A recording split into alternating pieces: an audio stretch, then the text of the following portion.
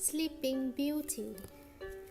A long time ago, there lived a king and a queen who wished to have a child. One day, as the queen wandered past a nearby river, a frog jumped out and told her that soon her wish would come true. Sure enough, the king and queen shortly have a lovely little baby girl. In celebration, the king invited 12 of the 13 fairies of the land to the palace. The fairies started blessing the girl.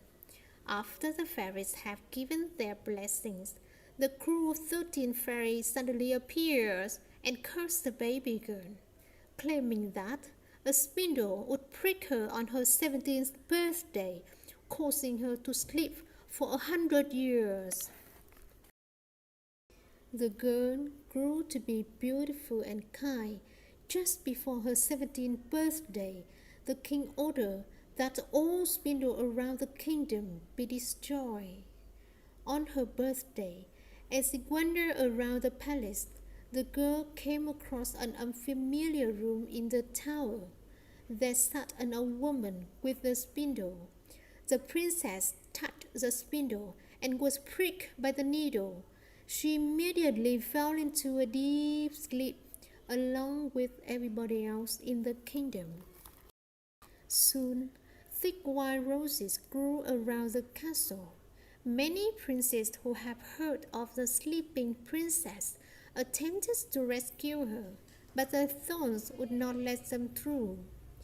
After 100 years had passed, a brave and handsome prince came to the castle and managed to make his way beyond the roses. The prince rushed through the courtyard and into the castle in search of the princess. When he reached the tower, he found her sleeping peacefully. The prince bent down and kissed her. Slowly, the sleeping beauty opened her eyes and smiled at him. The curse was broken. All around the kingdom, people began to wake. What a long time it had been! The prince and the princess came down from the tower and were welcomed by the king and queen. Soon the two of them were married and lived happily ever after.